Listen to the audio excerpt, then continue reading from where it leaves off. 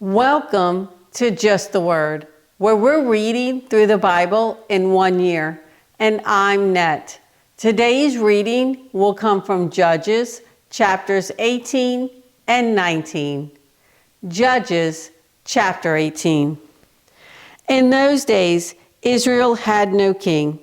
And in those days, the tribe of the Danites was seeking a place of their own where they might settle, because they had not yet come into an inheritance among the tribes of Israel.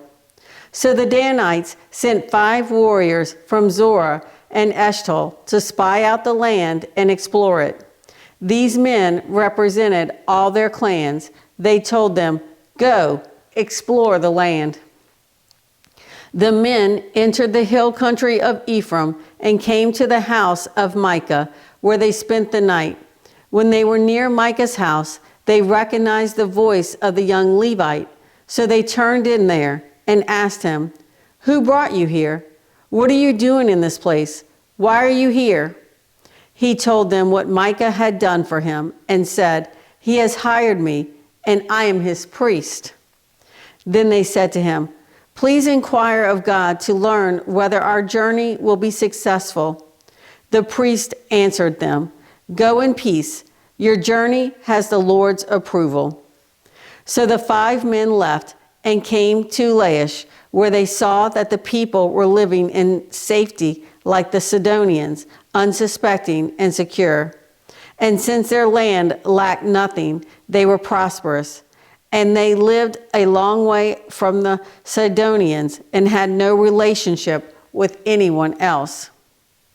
When they returned to Zorah and Eshtaol, their brothers asked them, "How did you find things?"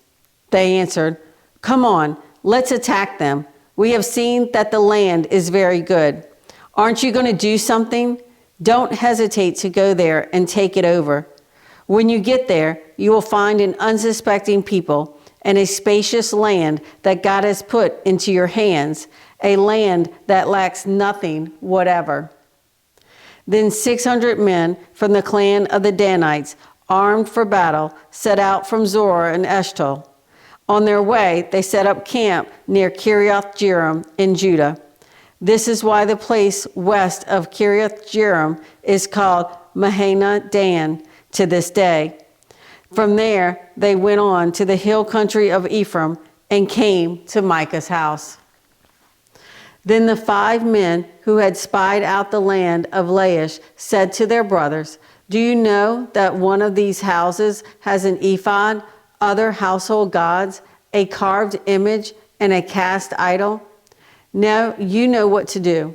So they turned in there and went to the house of the young Levite at Micah's place and greeted him. The 600 Danites, armed for battle, stood at the entrance to the gate. The 5 men who had spied out the land went inside and took the carved image, the ephod, the other household gods, and the cast idol, while the priest and the 600 armed men stood at the entrance to the gate. When these men went into Micah's house and took the carved image, the ephod, the other household gods, and the cast idol, the priest said to them, "What are you doing?" They answered him, "Be quiet, don't say a word. Come with us and be our father and priest. Isn't it better that you serve a tribe and clan in Israel as priest rather than just one man's household?" Then the priest was glad. He took the ephod, the other household gods, and the carved image and went along with the people. Putting their little children, their livestock, and their possessions in front of them, they turned away and left.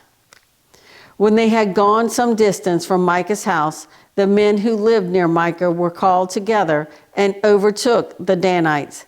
As they shouted after them, the Danites turned and said to Micah, "What's the matter with you that you called out your men to fight?" He replied, "You took the gods I made and my priest and went away. What else do I have? How can you ask, 'What's the matter with you?'" The Danites answered, "Don't argue with us, or some hot-tempered men will attack you, and you and your family will lose your lives." So the Danites went their way, and Micah, seeing that they were too strong for him, turned around and went back home.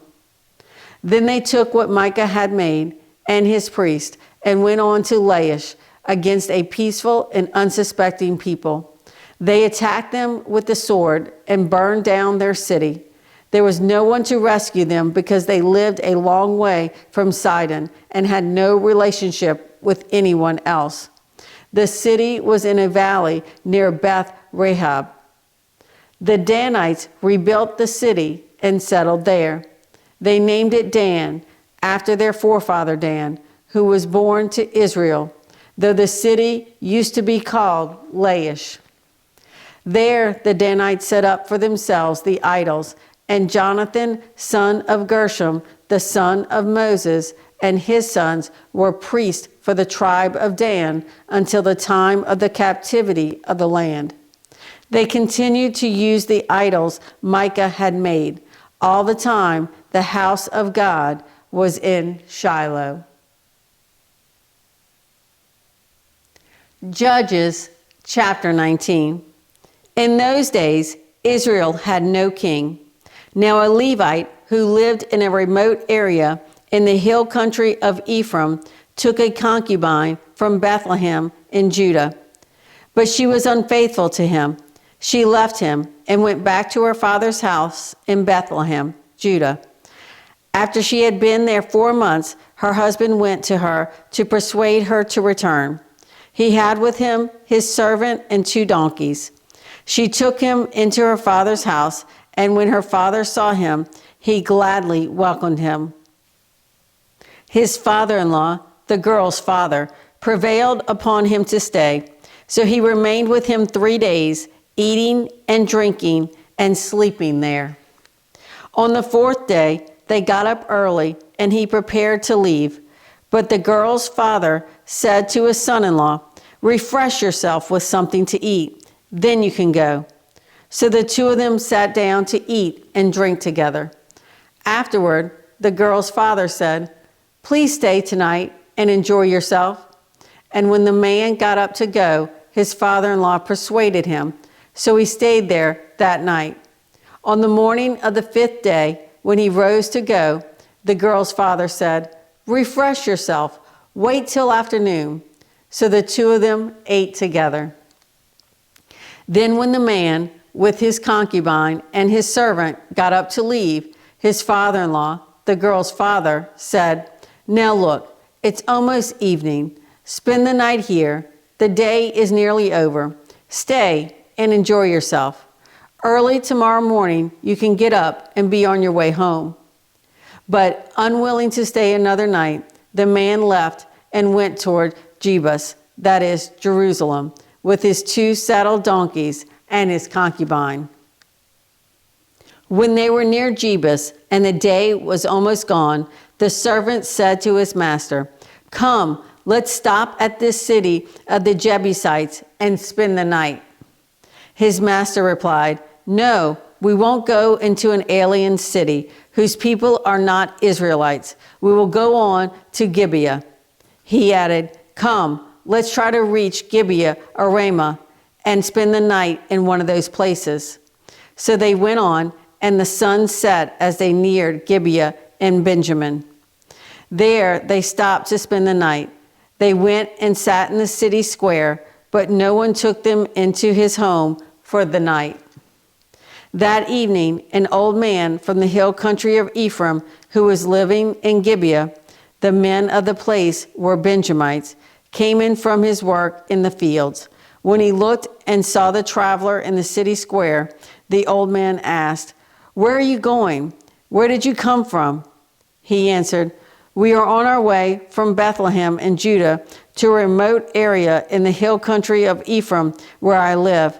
I have been to Bethlehem in Judah, and now I'm going to the house of the Lord. No one has taken me into his house. We have both straw and fodder for our donkeys, and bread and wine for ourselves, your servants. Me, your maidservant, and the young man with us. We don't need anything." "You are welcome at my house," the old man said. Let me supply whatever you need. Only don't spend the night in the square." So he took him into his house and fed his donkeys. After they had washed their feet, they had something to eat and drink. While they were enjoying themselves, some of the wicked men of the city surrounded the house. Pounding on the door, they shouted to the old man who owned the house, "Bring out the man who came to your house so we can have sex with him." The owner of the house went outside and said to them, "No, my friends, don't be so vile. Since this man is my guest, don't do this disgraceful thing. Look, here is my virgin daughter and his concubine. I will bring them out to you now, and you can use them and do to them whatever you wish. But to this man, don't do such a disgraceful thing." But the men would not listen to him. So the man took his concubine and sent her outside to them, and they raped her and abused her throughout the night, and at dawn they let her go. At daybreak, the woman went back to the house where her master was staying, fell down at the door, and lay there until daylight. When her master got up in the morning and opened the door of the house and stepped out to continue on his way, there lay his concubine, fallen in the doorway of the house with her hands on the threshold. He said to her, "Get up, let's go." But there was no answer. Then the man put her on his donkey and set out for home. When he reached home, he took a knife and cut up his concubine, limb by limb, into 12 parts, and sent them into all the areas of Israel. Everyone who saw it said, "Such a thing has never been seen or done, not since the day the Israelites came up out of Egypt." Think about it, consider it, tell us what to do.